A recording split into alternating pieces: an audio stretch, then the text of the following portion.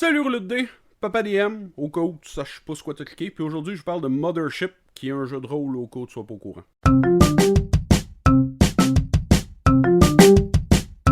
Hey Mothership! Deuxième fois je prends cette vidéo-là parce que la première fois j'ai jasé pendant 24 minutes. J'essaie de faire des vidéos courtes, facile à monter, tu sais, les bébés pis tout, pas trop de temps. Fait que on fait ça. Bref, là, j'avais complètement échoué. À force de partir sur des discours comme celui que j'ai présentement. Mothership, dont j'avais entendu parler un peu sur internet, donc sur la chaîne d'Éco Critique, puis que je me disais, ouais, ça a l'air pas pire. Fait que je me suis procuré ça, je l'ai lu, et là j'ai vu quelque chose qui m'a complètement allumé. Bon, attends, je skip une étape là. C'est un jeu de rôle pour faire de la sci-fi horror. Et qu'est-ce que j'ai aimé? Il y avait un skill tree. Puis ça, un skill tree, je trouve qu'en jeu de rôle, c'est vraiment cool. Ben, en jeu vidéo aussi, en fait, j'aime les skill trees en général. Je les aime plus que les arbres. Bref, c'est un jeu à pourcentage. On va rouler 6 des 10, on va les additionner, mettre le score dans une des 4 caractéristiques. La force, la vitesse, l'intelligence, le combat. Puis là, ben, on va rouler un dé de pourcentage, puis on va essayer d'atteindre ce chiffre-là ou inférieur pour avoir une réussite. Vous allez choisir une classe. Tu as le choix entre le Teamster, qui est l'espèce de mécano, un androïde, un scientifique ou un marine, puis ça va donner tes défenses. Les défenses, c'est ta sanity, genre quand tu fais face à quelque chose qui est pas logique. La peur, quand tu fais face à quelque chose qui fait peur. Ton body, tout ce qui est maladie, infection, trucs de ce genre-là. Puis l'armor, pour tout ce qui est combat. C'est le fun parce qu'il y a des flèches qui te disent par où tu t'en vas. Après ça, regarde, tu vas juste noircir les numéros à l'intérieur de tes défenses, suivre la flèche, ajouter le bonus. C'est extrêmement bien fait. Sur le coup, elle fait peur un peu, mais pour vrai, quand tu suis les numéros, c'est super bien fait. Bon, fait qu'après ça, il va y avoir...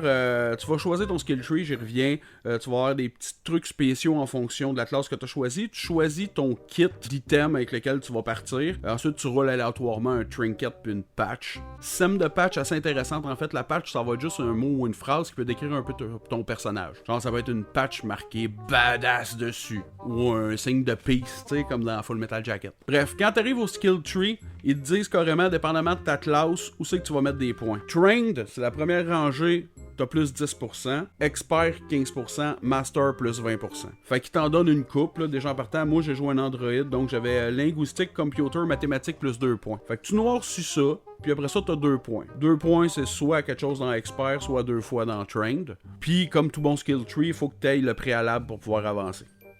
Je pense que j'ai été clair. Fait que quand t'arrives in-game, mettons que je dis « Oh, tu veux savoir c'est quoi la fleur? Fais-moi un jeu d'intellect. » Tu peux me dire « Wow, attends, moi j'ai botanique ici. » Fait que là, je dis « Oh, botanique, c'est bon, c'est quoi ton bonus? C'est 10%, parfait, fais-moi un jeu d'intellect. » Plus 10%, fait que t'étais à 30, tu viens de monter à 40, 10% de plus de chances de réussite. Simple, simple, simple, simple, simple. Il y a aussi un système de stress là-dedans, tu vas gagner des points de stress, puis éventuellement, dépendamment de l'événement qui arrive, tu peux te mettre à paniquer. Faut que tu roules un jet de sauvegarde de ton stress pour savoir si tu paniques. Si tu paniques, il y a une table pour savoir à quel point tu paniques. C'est super cool à jouer. Point négatif, je dois dire que je l'ai lu, je l'ai relu, le système de combat.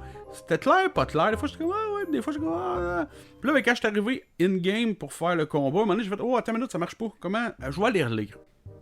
Ben, avant, je demandais au gars, là, ça vous dérange-tu? Ben non, si on s'invente quelque chose, il a dit, non, vas-y, parfait. Ben, m'a fouillé, comprends pas plus, je passe le livre au gars, ils se mettent à lire, c'est pas clair, finalement, on voulait juste jouer. Fait qu'on a dit, regarde, on va faire ça de même. Ça a roulé, ça a bien été, pas de problème, mais c'était pas super clair. En même temps, là, il y a eu un Kickstarter, il y a une meilleure version qui va sortir. Ça, je pense que c'est juste comme un run test, là, je sais. Michael, je suis pas beaucoup les nouvelles de jeux de rôle. Moi, je suis plus du genre, ça a l'air le fun, je télécharge, je lis.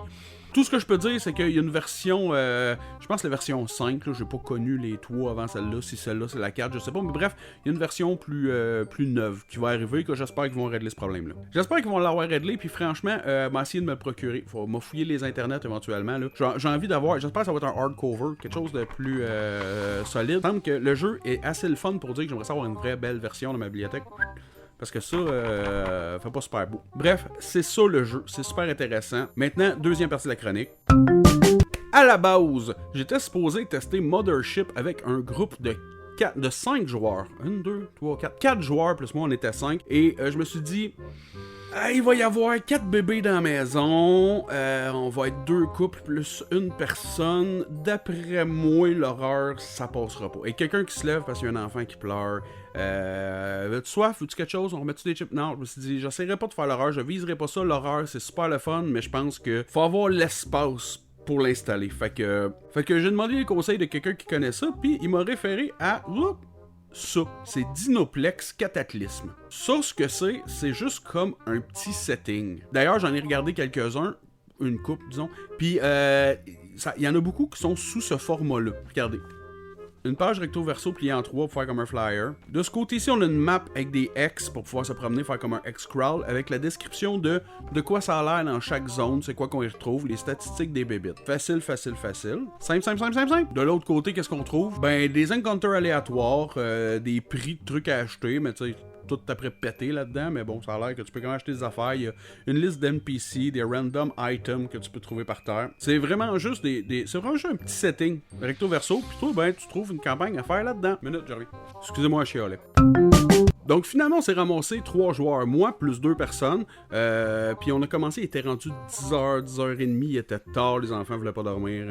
Ça fait chier un peu, honnêtement, j'avais hâte de jouer. Bon, fait que déjà en partant, je leur explique qu'il y a une base, une station spatiale qui se trouve être un gros parc touristique, comme un zoo, mais avec des dinosaures dedans. Puis je leur demande, vous voulez faire quoi? Est-ce que vous étiez des touristes en vacances? Est-ce que vous êtes de la maintenance? Est-ce que vous êtes des livreurs de bouteilles d'eau, comme dans le one-shot que Pépé a fait sur la chaîne Éco-Critique? Puis ils me disent, regarde, fais ça facile, on va être des chasseurs de primes, qu'il y a quelque chose à aller faire là. Fait que là, je leur explique qu'il y a eu des explosions, il y a des pannes d'électricité partout, et il faut qu'ils aillent sauver quelqu'un qui est jamais là-bas. Une petite famille là, bien nantie, fait que les 2 gars, puis moi, on décide, ben, moi j'avais comme créé un personnage NPC pour les suivre parce qu'à 2, je craignais qu'il manque de tireurs. Fait que premier truc qui se passe, mettons là, quelques petites intercations, on parle avec des touristes, se rendre compte qu'il y a eu des explosions. Ils se ramassent dans un hangar, il y a des jeeps, fait qu'il faut, ils trouvent des pelles, de la corde, de l'essence, mettre ça dans un jeep prêt à partir. C'est là aussi, ils ont sauvé des enfants qui étaient d'une espèce de place avec, il y avait des bébés dinosaures qu'on pouvait flatter. Ils les ont fait sortir. Ah, puis j'ai oublié de dire que je leur ai dit qu'il y avait une notion de temps aussi qui était comptée parce que tant que l'électricité repart pas, l'oxygène descend tranquillement, puis éventuellement, ça va planter. Il y avait à peu près 2 heures. Finalement, non, ils ont fait sortir les enfants, mais ils savaient qu'il y avait un tricératops juste en avant du hangar. Fait que là, ils sont dit, mais qu'on sorte, on va passer à côté. Il y en avait un qui était archéologue, il savait qu'il n'y avait pas de danger. Mais pendant que certains enfants, ils ont entendu du bruit en avant, puis là, ils se sont rendus compte qu'il y avait des vélociraptors qui attaquaient. Bon, là, moi, j'ai fait un test de drive pour sortir vite. Ça a échoué, je rentre entre les 2 portes, ça a tout pété. Les vélos sont rentrés, commencent à gonner. Pas facile à descendre, un vélociraptor, franchement, pas facile. Mais bon, on réussit à se pousser, puis moi, j'avais prévu que les membres de la famille n'étaient pas en même place nécessairement. T'sais, la petite, elle était en train de se faire garder une place pendant que la maman se faisait masser les pieds puis que le papa était prêt de choquer des vélos. Pas des vélos, mettons des ptérodactyles. J'avais comme un peu seté ça dans ma tête. Mais là, je me dis, il est rendu minuit et demi, je suis fatigué. Le petit se lève à 5h le matin. Mon gars se lève à 5h, ça n'a pas de sens. Bref, faut que j'aille me coucher dans pas long. Fait que, il arrive à la gate, je lui explique qu'il y a une petite bâtisse à côté, qui a un peu de lumière dedans. Ils disent, il y a l'électricité ici, je m'allais voir. Il y en a un qui fait du hacking, le scientifique. Fait que, il se connecte à l'ordinateur. Long story short, il réussit à spotter la famille, elle est toute ensemble dans un téléphérique au-dessus d'une zone de Frosty Fjord. C'est un endroit plus de la glace, il y a des mammouths puis des saber-tooth, là, des tigres avec des grandes dents. Fait qu'ils spots sont pognés d'un petit téléphérique. Là. Fait que décide de regarder un peu aux alentours pour aller dans cette zone-là. Il y a des espèces de, tu sais, des grosses motoneiges autobus comme les motoneiges qu'il y avait en 1900, je me souviens plus. Il y avait ça, fait qu'ils pognent ça pour que ce soit plus facile de se déplacer, ils se rendent là. Et moi, comment je monte mes quests dans la vie, c'est que je fais tout le temps, si les joueurs sont pas là, qu'est-ce qui se passe? Puis après ça, je les laisse se débrouiller dans cette histoire-là. Et là, moi, je dis qu'ils sont dans le coin des saber-tooth, puis me dit ils vont y aller, puis ils vont trouver une manière de les faire descendre, puis de les sauver. Puis je roule combien qu'il y en a de saber-tooth qui me posent la question. M'a roulé un D10. Il y en a 8. Ça fait beaucoup. Ils sont pas faciles à tuer en plus. Fait que bon, ils ont réussi à en écraser 2 avec la motoneige, mais sans plus. Il en restait quand même 6. Et là, s'en suivit une espèce de... Qu'est-ce qu'on fait? Tu sais, on va essayer de trouver un plan, puis là, on fait des dessins, tu peux m'expliquer c'est quoi? Puis là, ben, le train part dessus de la gauche, de la droite. Il est magnétique, il va des 2 bords. On peut-tu le tasser? Non, vu que c'est pété, ça risquerait de tomber. Puis s'il tombe, on peut-tu aller récupérer? On devrait-tu juste la faire exploser? On devrait-tu sauter? Il devrait-tu sauter en bas? On devrait-tu essayer de le tracker jusqu'à la prochaine station ou juste les faire descendre? Il y a tellement de plans qui ont été élaborés pour sortir la famille de là. C'était vraiment cool. Une game autour de la table, ça faisait longtemps. Puis d'entendre tout le monde, les 2 gars, puis moi, j'osais essayer d'élaborer un plan pour les faire descendre de là. Ça a fait du bien. Bref, notre scientifique avait des bottes magnétiques, fait qu'il a pu marcher sans rail sans risquer de tomber. Et moi, je l'ai suivi, mon Android, puis l'autre restait en motoneige. Fait que le plan, c'était juste, on va lancer une canisse de gaz. Moi, j'ai un flare gun, je tire dessus, elle explose. Le temps que ça fait free quelques saber-tooth, on lance la petite famille en bas, on les fait rentrer dans le véhicule, puis on se pousse.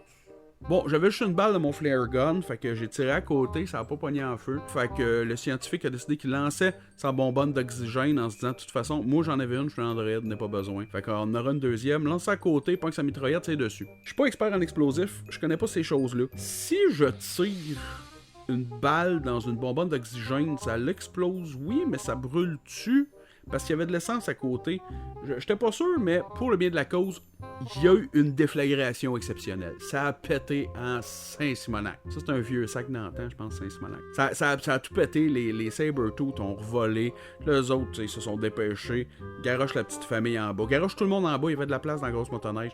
Il y a un bout de poignet tous les survivants, met ça dans la motoneige. Mais quand ça a sauté, moi, j'ai fait un jet de panique, puis je l'ai échoué. Fait que là, mon personnage s'est ramassé avec des hallucinations. Là, il essaie de me convaincre de redescendre. Moi, je suis comme, allez-y, je vous couvre. Mais je fais ça dans le vide, il y avait personne avec qui me battre. Finalement, je suis tombé, ils m'ont pogné de force, ils m'ont ramassé, puis on a quitté la station 10 minutes avant le manque d'oxygène. Je peux pas dire que j'ai vécu énormément de stress dans cette partie-là. L'horreur n'y était pas du tout, mais le plaisir y était sur un pas pire temps. Ça a été vraiment drôle. J'ai juste d'élaborer le plan, de penser à toutes les possibilités. Ça a fait du bien comme de se laisser aller dans le monde du jeu de rôle, l'imaginaire, ces choses-là. Ça avait été vraiment cool de retrouver ça faisait longtemps. Mothership, si vous êtes capable de vous patenter un petit système de combat vite, là, vu que cela n'est pas super clair, je pense que ça va à peine d'être essayé. Je pense que pour de l'horreur sci-fi, ça peut très bien marcher. D'ailleurs, avec les gars, on a l'intention de faire une deuxième game, puis vraiment se la faire horreur dans l'espace. Je sais pas encore ce que je vais faire, mais j'ai très hâte. J'ai très hâte de m'y remettre. Cineplex sur DriveThru RPG, je sais plus combien il coûte, mais c'est genre 2-3 piastres. C'est complet, c'est beau, c'est le fun. Ça se range pas. Tu peux pas mettre ça dans ma bibliothèque. Je le laisse dans mon livre, le livre va dans la bibliothèque. Mais c'est pas grave, c'est le fun. Fait que that's it for today, les roulettes de dés. Attention à vous autres, puis attends. Attends, je vais faire ça. Je vous présente Phoebe. Oh, attends une minute, là. Elle vient-tu de dire salut, elle, là? Attends. Ben oui, toi. Elle vous dit salut, c'est malade.